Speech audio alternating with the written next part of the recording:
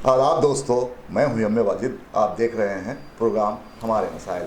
आज आपके मसाइल प्रोग्राम में हमारे साथ मौजूद हैं जनाब शमशाद कादरी साहब, जो समाजी जहदकार होने के साथ साथ सीनियर जर्नलिस्ट हैं और आइम्बा के कौमी सदर हैं और आप सबके हरदिल अजीज़ हैं।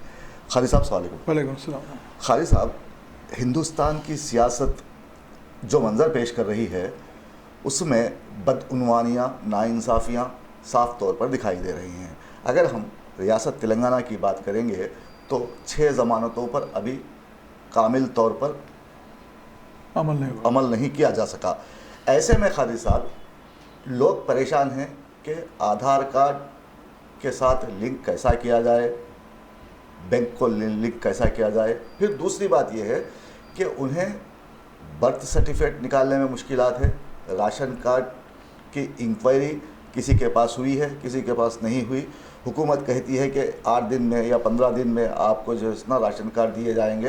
ये अब किस तरह दिए जाएंगे इसका तो इल्म नहीं। 15 तारीख को दिए जाने का ऐलान किया गया है, लेकिन बाज़ लोगों का कहना है कि उनके घर पर अभी तक इंक्वायरी नहीं आई।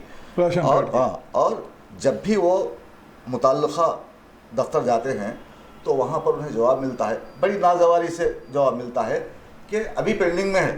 तो ये मामला है क्या खालिद साहब? इसके लिए लोग कहाँ जाएं और किस तरह से उन्हें आप रहनुमाई कर सकते हैं उनकी? देखिए वाजिद साहब, बहुत बहुत शुक्रिया। मुझे खुशी इस बात की होती है कि हमेशा पैगाम टीवी ने जो एक बेड़ा उठाया हुआ है कि आवाम की तकलीफ़ात को किस तरीके से दूर की जाए, आवाम की जो है मुश्किलात हुकूमत तक किस तरीके से पहुँचाई जाए। मुझे बड़ी खुशी होती है जब भी आपसे मुलाकात होती है, जब भी पैगाम टीवी में आप मुझे बुलाते हैं, आता हूँ। तो सबसे पहले तो मैं एक बात आपसे कहना चाहूँगा वाजिद साहब, आजकल की जो सियासी उथल पुथल है जी, ऐसा महसूस हो रहा है अभी, जैसा आपने ये बात कही कि मैं मशवरा दूँ। मशवरा इस वास्ते देने का इस वक्त मौक़ा इस वास्ते भी नहीं है कि मरकज़ी हुकूमत से लेके तमाम रियासती हुकूमतें तमाम जो है बदउनवानियों का शिकार हैं कि बयान से बाहर हो गया है। अब रहा सवाल तेलंगाना की हुकूमत का, तो सबसे पहले तो मैं एक बात कहना चाहूँगा वाजिद साहब, तेलंगाना में जिस प्रीवियस हुकूमत चंद्रशेखर राव ने जिस तरीके से हुक्मरानी करते हुए तेलंगाना को तबाह बर्बाद कर दिया था, तो अब आवाम ने ये सोचा था कि भाई चलिए कांग्रेस आने के बाद आवाम का भी कुछ भला होगा, अच्छी हुक्मरानी होगी और परेशानियाँ दूर होंगी, नौकरियाँ मिलेंगी, बेरोज़गारी दूर होगी, यानी माइनॉरिटी फाइनेंस कॉरपोरेशन से नौजवानों को लोन दिया जाएगा, उर्दू अकादमी से जो है साफ़ियों को जो है फ़ायदा पहुंचाया जाएगा।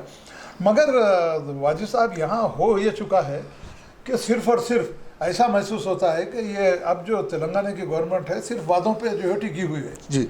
और मगर वादों पे भी टिकी हुई है तो वाजिद साहब, जैसा कि आपने सवाल किया, 6 ज़मानतें पूरी नहीं हुई। राशन कार्ड का जो है पिछले साल से फला अप्रैल में दिया जाएगा, फिर उसका जुलाई में दिया जाएगा, उसका मई में अगले महीने। तो अब इसमें जो है सबसे अहम बात यह है वाजिद साहब कि मैं अवामुन्नास से भी ये बात कहना चाहूँगा कि जब पैगाम टीवी हमेशा जो है इस कोशिश में लगा रहता है कि जो भी स्कीमात हुकूमत की आते हैं आवाम तक पहुँचे और आवाम को उसका फ़ायदा हो, मगर आवाम की बेहिसी भी यहाँ मुझे समझ में नहीं आती वाजिद साहब कि यहाँ पर आवाम को अब ये जान लेना चाहिए कि 18 महीने का वक्फा गुजरने के बावजूद भी तेलंगाना गवर्नमेंट जो कांग्रेस गवर्नमेंट बनी है, आप ही के जो है वोट से बनी है, आप ही के मदद से जो है तेलंगाना में जो है कांग्रेस का क़याम अमल में आया था। अब ये मुझे एक बात समझ में नहीं आती, सोनिया गांधी हो या राहुल गांधी हो या फिर प्रियंका गांधी हो या फिर रेवंत रेड्डी हो या जितने भी यहाँ के मिनिस्टर हो, भाई आपको ये सोचना चाहिए था कि 10 साल तक तो कांग्रेस का नामो निशान तेलंगाना से मिट चुका था जी। कोई आपका नाम लेने वाला नहीं था, कोई आपके करीब आने वाला नहीं था। जब आवाम ने ये सोच के आपको जो इख्तियार दिया कि भाई कांग्रेस गवर्नमेंट आने के बाद तो जो है आवाम के हालात दुरुस्त होंगे, गरीब आवाम को जो है निचली सतह से उठा के ऊपर खड़ा किया जाएगा, नौजवानों को नौकरियाँ दी जाएंगी। और सबसे अहम बात मैं आपको कहना चाहूँगा, राशन कार्ड का जो मामला था, हम खुशी स्वाद से हुए, आप भी हम भी खुश हो गए थे अरे कि भाई 1 साल के अंदर जो है हुकूमत आती जो है राशन कार्ड तस्लीम करने वाली है। पिछले साल ही राशन कार्ड दिए जाने वाले थे, फिर उसके बाद रुक गया। अब फिर परसों जो है रेवंत रेड्डी चीफ मिनिस्टर ने जो बयान जारी किया कि 15 तारीख से जो है डिजिटल राशन कार्ड जो है सप्लाई करेंगे। मगर आपका एक सवाल अभी आपने मुझसे सवाल किया कि कादरी साहब, ये जो आप राशन कार्ड तस्लीम कर रहे हैं मिस्टर रेवंत रेड्डी से और उत्तम कुमार रेड्डी जो वहाँ मिनिस्टर है, मैं उनसे ये सवाल करना चाहूँगा, क्या आपने अब अनाउंसमेंट तो ये कर दिया कि राशन कार्ड 15 जो है जुलाई से 15 अगस्त हाँ, 15 अगस्त या 15 जुलाई तक 15 जुलाई 15 अगस्त से दे दिए जाएंगे। तो मेरा आपसे ये सवाल है, मिस्टर रेवंत रेड्डी हो या मिस्टर उत्तम कुमार रेड्डी हो या सिविल सप्लाई के जितने भी अहदेदार हैं, मैं उनसे ये सवाल करना चाहूँगा कि आम तौर पर जैसा कि आपने मुझसे सवाल किया, तमाम महल्ले जात का जब हम भी गए, आप भी गए, सर्वे किए, पता ये चला कि एक मकान में सर्वे हुआ, एक मकान में 4 जो है लोग किराए से रहते हैं, वहीं पर नहीं हुआ, वहीं पे नहीं हुआ है।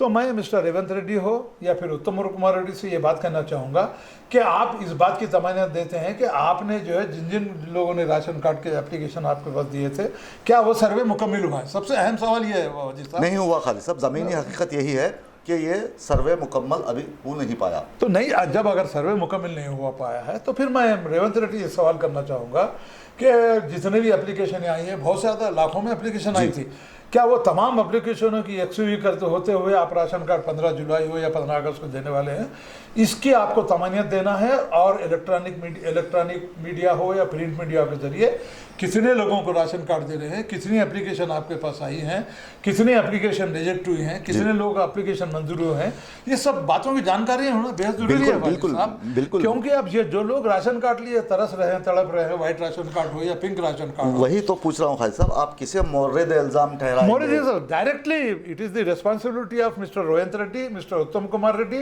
एंड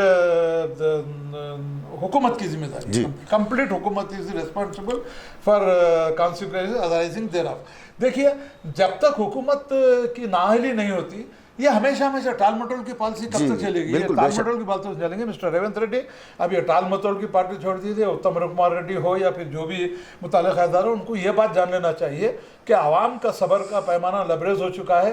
कहीं ऐसा ना हो कि बड़े पैमाने पर एहतजाज शुरू हो और आपकी हुकूमत को भी जिस तरीके से KCR को हुकूमत को निकाल के फेंक दिया था, कहीं ये सूरत हाल आपके लिए भी तैयार ना होने पाए। जी खादी साहब, लोग आपके लिए एक राय रखते हैं कि आप हमेशा मुनसिफाना बात करते हैं, आप हमेशा हक की बात करते हैं, उनकी बात करते हैं जो परेशान हैं।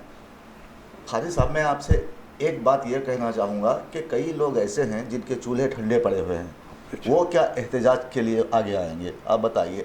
तो इसमें तब्दीलियों की सख्त ज़रूरत है।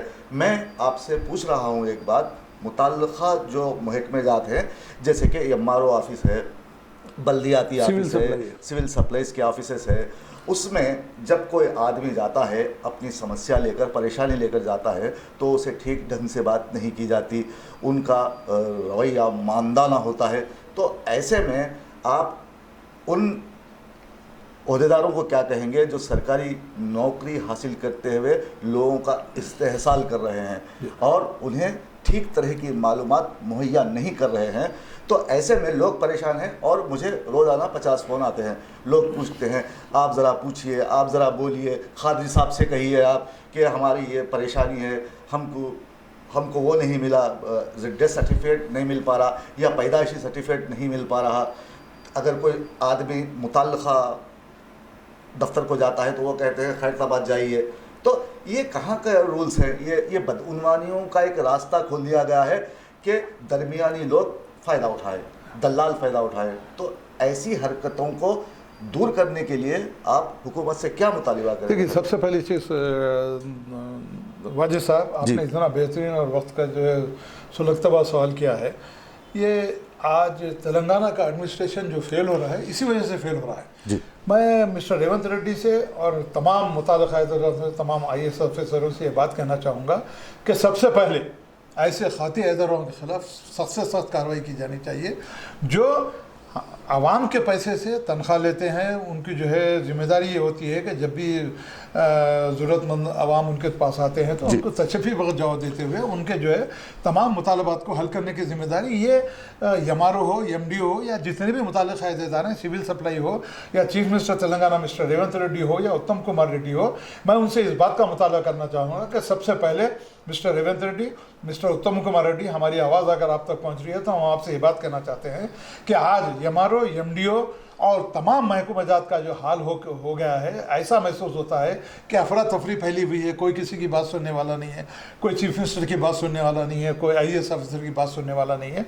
तो ऐसे में मिस्टर रेवंत रेड्डी, अब आपकी जिम्मेदारी बनती है कि फौरी तौर पर एक जायज़ा इजलास लेते हुए तमाम एमआरओस, एमडीओस और जितने भी जो मुताल्लिक़ अहदेदार है, चाहे वो राशन कार्ड का मामला हो, चाहे माइनॉरिटी फाइनेंस कॉर्पोरेशन से लोन का मामला हो, चाहे उर्दू अकाडमी का मामला हो, या चाहे दूसरे जितने भी महकमे जाता हूँ जी, या राजू विकास युवा विकास स्कीम का मामला हो, नहीं उसे तो भूल जाइए खालिद साहब। नहीं भूलने का सवाल इस वास्ते नहीं है। ये सवाल मैं आपसे बाद में करूंगा। तो इन तमाम चीज़ों के लिए वाजिद साहब, मिस्टर रेवंत रेड्डी, अब आपकी जिम्मेदारी बनती है। You are the chief minister, you have to take responsibility to set right the your officers those who are involved in illegal activities.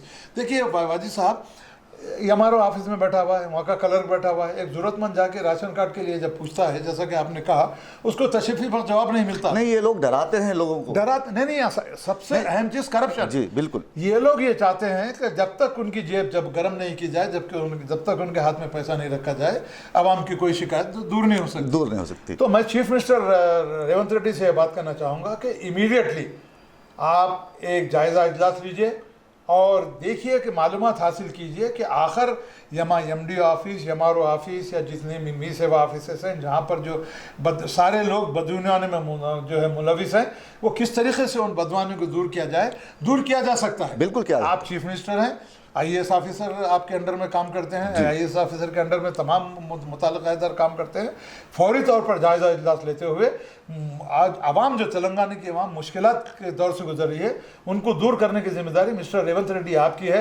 आवाम ने आपको आपके वादे पर, आपके मैनिफेस्टो पर, आपने जो मैनिफेस्टो दिए थे, जो स्कीमात का आपने अनाउंसमेंट किया था, उसकी मुकम्मल पाबंदी करने की जिम्मेदारी मिस्टर रेवंत रेड्डी आपके ऊपर है। मैं एक समाजी जहदकार होने के नाते कानून के दायरे में रहते हुए, दस्तूर के दायरे रहते हुए, दस्तूर में जो इख्तियारात हमको दिए गए हैं, गरीब आवाम को दिए गए हैं, उसी के ज़रिए से मैं आपसे ये सवाल करना चाहता हूँ कि आप फौरी जानिब आपने अपने जो मैनिफेस्टो में जो वादे किए थे, जो 6 ज़मानतों की बात की थी, या फिर राशन कार्ड की बात की थी, या मेडिकल की बात की थी, मुलाजिमीन की बात की थी, इन तमाम चीज़ों का जायज़ा इजलास लेते हुए फौरी तौर पर अगर आप इन तमाम बदगुमानियों को दूर करेंगे तो ही आपकी नेकनामी होगी। वरना जिस तरीके से साबिक़ा हुकूमत को जो है मक्खी की तरह निकाल के फेंक दिया है, आवाम आपको भी उसी, कहीं ऐसा ना हो कि आवाम आपके ख़िलाफ़ भी जो है एहतजाजी मूड में आते हुए आपको भी आपके जो है कुर्सी हटाते हुए फिर किसी नई हुकूमत को सिलेक्ट करेंगे। तो मैं मिस्टर रेवंत रेड्डी आपसे कहना चाहूँगा, वाजिद साहब आपने जो सवाल किया था बिल्कुल दुरुस्त था। आजकल करप्शन का बाजार इतना गर्म है, एमआरओ ऑफिस हो, एमडीओ ऑफिस हो, कोई भी ऑफिस हो। अब आप देखिए चावल की तकसीम में भी जो है ब्रोकर आ गए। बिल्कुल आज के पेपर में जो है मैं पढ़ के हैरत हुई, उत्तम कुमार रेड्डी, ऐसे लोगों से बच के रहिए। अरे mister Uttam Kumar Reddy, you are the minister of civil supply, you have to take action against this type of brokers and this type of illegal activities running in your department. It is your responsibility, not the responsibility of Shamshad Khadri और वाजिद साहब और पैगाम TV. ये आपकी जिम्मेदारी बनती है। आप लोगों को पेपर में बयान देने के लिए भी थोड़ा बहुत तो भी ख्याल नहीं आता कि ऐसे लोगों से बच के रहिए। कौन बच के रहेगा? वो मासूम आवाम जो है एक रोटी के लिए तरस रही है, ऐसे ब्रोकरों से कैसा बच के रहेगी? जब आपको इस बात का पता है कि ये दरमियानी अफराद इसमें जो है बदगुमानी फैला रहे हैं, तो मिस्टर रेवंत रेड्डी, मिस्टर उत्तम कुमार रेड्डी, आपकी जिम्मेदारी बनती है कि फौरी तौर पर आज आपने जो अखबार दिया है, मैं आपसे मुतालबा करता हूँ, सवाल करता हूँ कि आपने जो सवाल किया है, दरमियानी अफराद जिस तरीके से जो डिपार्टमेंट में घुस के आवाम को परेशान कर रहे हैं, अब ये आपकी जिम्मेदारी है कि ऐसे अफराद को कैफर किरदार तक पहुँचाते हुए उनको फिर ऐसी हरकतों से बाज रखने की जरूरत है, उनको जेल के सलाखों के पीछे भिजाना अब हुकूमत की जिम्मेदारी है। खादरी साहब, एक छोटा सा सवाल है। देखिए, राजीव युवा विकासम स्कीम निकाली गई, लोगों को लूटा गया, एमआरओ ऑफिस में 1 घंटे में इनकम सर्टिफिकेट जारी कर दिया गया पैसे खाकर। ये मिसालें हैं और ये हकीकत है। ऐसे लोग मुझसे राब्ते में हैं। हुकूमत ने फ़ीस के तौर पर करोड़ रुपए वसूल किए, ठीक है। उसके बाद इस स्कीम को कहा गया कि अबूरी तौर पर बंद किया जा रहा है। ये अबूरी टाइप होता क्या है और ये इस स्कीम के आगे जाकर फिर से शुरू होने के इम्कानात मौहूम से दिखाई देते हैं। लेकिन आप क्या सोचते हैं कि ये स्कीम फिर दोबारा शुरू होगी भी या नहीं? अवाम में एक तशवीश सी है, तो लोग पूछ रहे हैं कि ये आखिर माजरा है क्या? देखिए वाजिद साहब, बिल्कुल बहुत आपने सही सवाल किया। मैं नहीं समझता कि स्कीम जो है बंद होगी, क्योंकि ये हुकूमत का जो है अगर खुदा ना होता अगर स्कीम पे इम्प्लीमेंटेशन नहीं हुआ तो इससे बड़ी बदनामी और इससे बड़ी नाकामी मिस्टर रेवंत रेड्डी आपकी हो नहीं सकती। खादी साहब, आपकी हुकूमत की अब नहीं तो हो सकती। बंद ही तो हो गई है ना नहीं, बंद तो होगी, मगर अब मैं यही आपने जो सवाल किया उसका जवाब मैं देना चाह रहा हूँ। मिस्टर रेवंत रेड्डी, मैं आपसे ये सवाल करना चाह रहा हूँ कि उबरी यानी टेम्पररी तौर पे स्कीम को बंद कर दिया गया है। मैं मिस्टर रेवंत रेड्डी आपसे ये सवाल करना चाहता हूँ कि सबसे अहम बात आपसे ये बात करना चाहूँगा कि आज हमारी तेलंगाना की आवाम में वो शऊरी बेदारी पैदा नहीं हुए कि आपसे सवाल करते हुए आपको आपकी हुकूमत को घुटने में लाने का जो है हमारी आवाम ने अभी नहीं सोचा है। मैं तमाम आवाम से भी इस बात की गुजारिश करता हूँ, 12 महीने ये बात कही है वाजी साहब कि आप सवाल करने की आदत डालिए, आपके मुश्किलात जो हैं हुकूमत तक पहुँचाइए, हुकूमत से सवाल कीजिए, रेवंत रेड्डी सवाल कीजिए। और नौजवानों से जो राजू युवा विकासम स्कीम जो शुरू की गई थी नौजवानों के लिए, बेरोज़गार नौजवानों के लिए, ख़वातीन के लिए, उनके कदमों में खड़ा करने के लिए, तो फिर नौजवानों से मैं ये सवाल करना चाहता हूँ कि आपको सांस सूख गया है, ये आवाम जिसको इससे इस स्कीम का फ़ायदा होना था, कि आपको सांस सूखा हुआ है, आप आगे बढ़िए, सवाल कीजिए, रेवंत रेड्डी से सवाल कीजिए, हुकूमत से सवाल कीजिए कि ये स्कीम को रोकने की असल वजह क्या है। जब आप स्कीम को रोकना ही था तो फिर आप स्कीम का 6000 करोड़ अलॉटमेंट करने की ज़रूरत ही क्या थी? क्या सिर्फ आप जो आवाम को बेवकूफ़ बनाना चाहते हैं मिस्टर रेवंत रेड्डी? आप ये मत समझिए कि आप इख्तियार आपके हाथ में है, मगर जब बड़े बड़े जो है ऐसे इनकलाब आए हैं कि जो तिनके की तरह उड़ के जो है हुकूमतें चली गई हैं, मिस्टर रेवंत रेड्डी आपकी भी कोई इसमें इतनी ज़्यादा जो है आप अपने आप को जो है बहुत बड़ा मत समझिए। अगर आवाम का गैज़ो गज़ब अगर शुरू हो जाएगा तो मिस्टर रेवंत रेड्डी आप जो है हवा में तिनके के तरह उड़ जाएंगे। मैं मिस्टर रेवंत रेड्डी आपसे ये बात करना चाहूँगा, आपसे ये सवाल कर रहा हूँ, अगर मेरा सवाल आप तक पहुँच रहा है तो इसको आपका जवाब देना ज़रूरी है, मुझे देना ज़रूरी है, पैगाम देवी को देना ज़रूरी है और उन नौजवानों को देना जरूरी है इस आस और उम्मीद के साथ बैठे हुए थे कि उनकी जो है बेरोजगारी दूर होगी, उनको लोन सैंक्शन होगा, मगर आपने तमाम उम्मीदों में पानी फेर दिया है। अब भी वक्त है फौरी तौर पर राजू युवा विकासम स्कीम को क्यों बंद किया गया है और कब से आप स्कीम को जो है फिर से शुरू कर रहे हैं, कब से इम्प्लीमेंट कर रहे हैं, कितने लोगों की आपने एप्लीकेशन दिए हैं? लाखों की एप्लीकेशन है। और मैं मेरा सबसे अहम सवाल आपसे ये है, 6 लाख एप्लीकेशन जो रिजेक्ट हुए हैं उसके बारे में आपको खुले तौर पर इलेक्ट्रॉनिक और प्रिंट मीडिया पे ये जवाब देना है कि 6 लाख एप्लीकेशन है क्यों रिजेक्ट हुई? रिजेक्ट भी हुए हैं, रिजेक्ट 6 लाख एप्लीकेशन रिजेक्ट हुए, 14 लाख में से 6 लाख एप्लीकेशन रिजेक्ट हो चुके हैं जनाब। नहीं खादी साहब, ये जो स्कीम है रूबाए अमल आने से पहले ही खत्म हुई तो रिजेक्ट होने का सवाल नहीं, रिजेक्ट क्या है? 14 लाख एप्लीकेशन हुए थे जिसमें से बाकी के सैंक्शन है एज पर जो उनके रिकॉर्ड के। अच्छा, 6,50,000 एप्लीकेशन रिजेक्ट हो चुके हैं। हाँ, तो खादी साहब किसी में जो है सर्टिफिकेट नहीं था, पर ये सब चीज़ें हैं। मगर इन तमाम चीज़ों का जायज़ा लेने के लिए आपको इलेक्ट्रॉनिक और प्रिंट मीडिया से एक प्रेस कॉन्फ्रेंस करते हुए 6 लाख एप्लीकेशन है क्यों रिजेक्ट हुई, क्या फिर वो जो रिजेक्ट हुई एप्लीकेशन है फिर सही तरीके से उनको फिर वापस लिया जाएगा या नहीं लिया जाएगा, जो आवाम इस उम्मीद के साथ दिए थे। तो मैं इन तमाम सवालों का जवाब मिस्टर रेवंत रेड्डी आपसे चाहता हूँ कि सवाल मैं आपसे कर रहा हूँ कानून के दायरे में रहते हुए, दस्तूर के पासबानी रखते हुए आपसे सवाल कर रहा हूं कि आप 6,000 करोड़ जब राजू युवा विकासम के लिए दिए थे तो फिर टेम्पररी तौर पर बंद करने की चंदा जरूरत नहीं थी, क्यों बंद की है? इसका फौरी तौर पर जवाब देने की जिम्मेदारी मिस्टर रेवंत रेड्डी आपकी है। तो खादी साहब एक सवाल और है कि RTI के तहत स्कूल्स में RTE के तहत स्कूल्स के तलबा व तालिबात को 25% तक एडमिशन की इजाज़त थी, तो उसमें भी बदउनवानियाँ देखने में आ रही हैं, तो इस पर आप एक तनकीदी बयान दीजिए कि क्या है यह मसला। देखिए वाजिब साहब, ये RTE के लिए तो मैं 2009 से लड़ा था इस पर, राइट टू एजुकेशन के लिए। मेरे पास जो है 200 पेजेस मेरे पास जमा हुए, मैं RTI में डाला, उसका जवाब आया हुआ ये। तो यहाँ होता ये है कि प्राइवेट स्कूल जितने भी हैं उसमें 25% बच्चों को मुफ्त तालीम दी जानी चाहिए। मुफ्त तालीम कैसी? मुफ्त तालीम दी जानी चाहिए, किताबें, बुक्स, हर चीज़ जो है हुकूमत की जानी दी जानी चाहिए, बड़े बड़े स्कूल्स में, बड़े जितने भी प्राइवेट स्कूल्स हैं। और ये लोग क्या करें, कोर्ट को चले गए थे, कुछ हो गया, ये हुआ, बाद में जाने के बाद जो है हुकूमत की जिम्मेदारी बनती थी कि कोर्ट को जाने के बाद भी आप जब एक्ट पार्लियामेंट में पास होकर आया है तो उसको एक्ट पे इम्प्लीमेंटेशन कराने की जिम्मेदारी रियासती हुकूमतों की थी। तो मैं मिस्टर रेवंत रेड्डी से बात करना चाहूँगा, फिर हाल ही में फिर शायद कुछ इशू हुआ है, तो आप फौरी तौर पर जानी तवज्जो देते हुए तमाम खानगी स्कूल्स में 25% जो है बच्चों को मुफ्त तालीम दी जानी जरूरी है। और बड़ी अच्छी जो है ये स्कीम है राइट टू एजुकेशन 2009 में जो हुई, बड़ी अच्छी स्कीम है। अगर 14 साल का कोई बच्चा है तो उसको भी तालीम देने के लिए उसको LKG नहीं, उसके उम्र के हिसाब से उस क्लास एडमिशन देते हुए ख़ास बात उसको पास कराने की जिम्मेदारी वहाँ के मैनेजमेंट की है, वहाँ के हेडमास्टर की है, वरना उनके खिलाफ एक्शन लिया जाएगा जी। तो इतनी बड़ी स्कीम थी, सेंट्रल गवर्नमेंट की स्कीम थी। तो मैं चीफ मिनिस्टर रेवंत रेड्डी से बात करना चाहूँगा, फौरी जानिब तवज्जो देते हुए, और वज़ीर तालीम जो भी है उनसे भी इस बात पे मैं बात कहना चाहूँगा कि तमाम प्राइवेट स्कूल्स में 25% गरीब पसमानदा तबका के जो भी लोग हैं, हिंदू मुस्लिम सिख ईसाई, सबको लिए वहाँ तालीम हासिल करने के लिए ऐसे इक़दाम किए जाने चाहिए कि फिर ये प्राइवेट स्कूल कोर्ट को जाके या कहीं दूसरे तरीके से जो है एडमिशन देने की जो कोशिश नहीं कर रहे हैं। अब मैं मिस्टर रेवंत रेड्डी वज़ीर तालीम से इस बात का मुतालबा करता हूँ कि फौरी तौर से जानिब देते हुए राइट टू एजुकेशन 2009 जो पार्लियामेंट में एक्ट पास हो गया है उस पर फौरी तौर पर इम्प्लीमेंटेशन करा के जो प्राइवेट स्कूल्स में बच्चों को नहीं पढ़ा सकते ऐसे लोगों को 25% बहुत ज़्यादा सहूलत होगी, मुझे उम्मीद है। वरना हम बड़े पैमाने पर, मैं एक समाजी जहदकार होने के नाते, माइनॉरिटी वेलफेयर एसोसिएशन के सदर होने के नाते एक बड़े पैमाने पर एहतजाज शुरू करने के लिए मैंने ये बात सोची है। और इस बात को तमाम आवाम तक पहुँचाते हुए हम इस बात की कोशिश करेंगे कि RTE जो पार्लियामेंट में कानून पास हो के आया, एक्ट के तहत पास हो के आया, उसके ऊपर इम्प्लीमेंटेशन नहीं होना बड़ी ताजुब खेज बात है।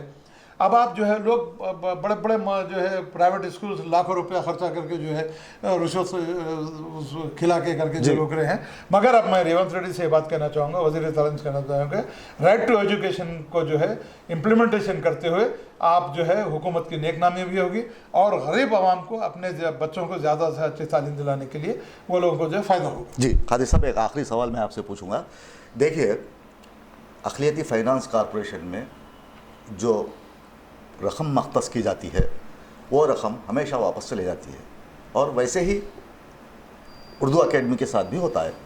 तो आप इन इदारों को क्या कहना चाहेंगे कि इस तरह रकम का वापस चले जाना मुसलमानों के लिए बदबख्ती की बात है या नहीं? बिल्कुल। और फिर इसके लिए क्या अहम तरीन इक़दाम किए जाने चाहिए ताकि वो रकम गरीबों में मसावी तौर पर तकसीम है? नहीं, देखिए, अब देखिए, मैं मिस्टर रेवंत रेड्डी से फिर ये सवाल करना चाह रहा हूँ कि अगर आप मुसलमानों की, पिछड़े तबक़ात की, माइनॉरिटीज़ की फलाह बहबूद चाहते हैं तो फिर आप जो है जो बजट मुख्तस किया गया था उसको जो है मुकम्मल उसको जो है ख़र्च किया जाना चाहिए था।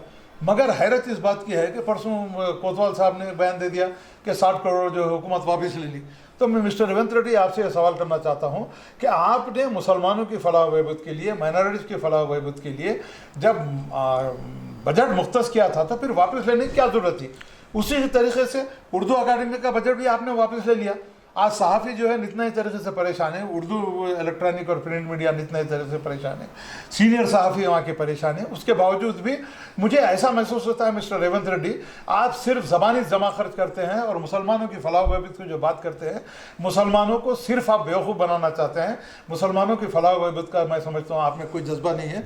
वाजिद साहब, आप जिस तरीके से पैगाम TV से पैगाम आवाम तक पहुँचाते हैं, हमारी आवाज़ तक आवाम तक पहुँचती है, तो मैं तमाम मुसलमानों से, तमाम पिछड़े तबक़ात से, तमाम माइनॉरिटी से, क्रिश्चियन, सिख, ईसाई, बुद्धिस्ट और जितने भी जो है माइनॉरिटीज़ में आते हैं, मैं उनसे इस बात का जो है उनसे भी ये सवाल करना चाहता हूँ कि अब उठिए, टाइम आ गया है एक बड़ा इनकलाब करते हुए हुकूमत को ये बात बताना है कि जिस वोट की वजह से आज आप हुकूमत संभाले हुए हैं, आप आज चीफ मिनिस्टर बने हुए हैं, आपको ये बात सोचने की ज़रूरत है। वरना कहीं ऐसा ना हो कि ये आवाम का गज़ब आपके जो है सामने आए और आपको ये कुर्सी आपको छोड़नी पड़ी। और ख़ुसूसी तौर पर ख़ास तौर से करना होता है कि मुसलमानों को और पिछड़े तबक़ात को बेवकूफ़ बनाना बंद कर दिए। मिस्टर रेवंत रेड्डी, एक शमशाद खादरी समाजी जहदकार का आपसे सवाल है कि आप इसी तरीके से अगर आप मुसलमानों को और पिछड़े तबक़ात को अगर बेवकूफ़ बनाने की कोशिश करेंगे तो आपके लिए आने वाला वक्त बहुत बुरा होने वाला है। मैं फिर एक मरतबा इस बात का आपको इंतबाह देना चाहता हूँ कि राइट टू एजुकेशन बिल हो या जितने महकूमे हो, माइनॉरिटी वेलफेयर डिपार्टमेंट के अंडर में जितना महकूम का काम कर रहे हैं, अगर खातर खा बजट मुख्तस करते हुए मुसलमानों की फलाह बहबूद के लिए, सहाफ़ियों की फलाह बहबूद के लिए, इलेक्ट्रॉनिक प्रिंट मीडिया की फलाह बहबूद के लिए, उर्दू की तरक्की के लिए, नौजवानों में जो है रोज़गार के लिए, लड़कियों को जो है उनके खदमों पर खड़ा करने के लिए अगर आप चाहते हैं, अगर वाक़ में आपकी नेक नीयती है, तो फौरी जानिब इस तरफ तवज्जो देते हुए खातर खा बजट रिलीज़ करते हुए फौरी तौर पर जितनी स्कीमात जो है माइनॉरिटी फाइनेंस कॉर्पोरेशन के जरिए ऐलान की गई है उनके ऊपर इम्प्लीमेंटेशन करना चाहिए। और उर्दू अकाडमी में भी जो सहाफ़ी हैं, जो रिपोर्टर्स हैं, जितने इलेक्ट्रॉनिक उर्दू मीडिया हैं, छोटे अखबारात हैं, उनकी जो मदद करने का जो वायदा किया गया था, सैकड़ों स्कीम्स वहाँ पर है, सैकड़ों स्कीम्स हैं। आप उसमें कितने स्कीम उर्दू अकाडमी के आप करें वो बात तो समझ में नहीं आई। बहरकफ अब आप मुसलमानों को, पिछड़े तबक़ात को, सिख ईसाई बेवकूफ़ बनाना छोड़ दीजिए। हम ये चाहते हैं कि फौरी तौर पर तमाम स्कीमात की इम्प्लीमेंटेशन करते हुए खातर खा बजट दीजिए, वरना इन महकमों को बर्खास्त कर दीजिए। जी बिल्कुल खादी साहब बहुत बहुत शुक्रिया, आपने हमें इतना वक्त दिया। दोस्तों, खादरी साहब कह रहे हैं कि आप लोगों की कम अक्ली, कम फहमी एक वजह बन रही है कि हुकूमत की जानिब से शुरू करदा स्कीमात पर ठीक ढंग से अमलावारी नहीं हो पा रही। इसलिए आप लोगों का फ़र्ज़ है कि आप इन स्कीमात के बंद हो जाने या रुक जाने पर सवाल उठाइए और हुकूमत को बावर करवाइए कि आप ज़रूरतमंद हैं और आपको सरकारी स्कीमात से मुस्तफ़ीद होने का हक़ हासिल है। वरना ये शेर आप गुनगुनाते रहिए, किसने खेल खेला है, किसने हिज्र झेला है, अब गुज़र गया जाना इस सवाल का मौसम। दोस्तों, आप देख रहे थे पैगाम टीवी। हमें दीजिए इजाज़त। आदाब, शब बखैर। మీరు డయాబెటిక్ అయి ఉంటే ఒక్క fasting blood sugar, post prandial blood షుగర్తో సరిపెట్టుకోకండి. మీకు కావాల్సింది సంపూర్ణ డయాబెటిక్ ప్యాకేజ్. అందుకే యాపిల్ డయాగ్నోస్టిక్ సెంటర్ వారు అందిస్తున్న యాపిల్ డయా కేర్ కేవలం 599 రూపాయలతో అన్ని రకములైనటువంటి డయాబెటిక్ పరీక్షలు నిర్వహించబడును. ధర తక్కువ, ఫలితం ఎక్కువ. సంప్రదించండి 8008804014 9000009790.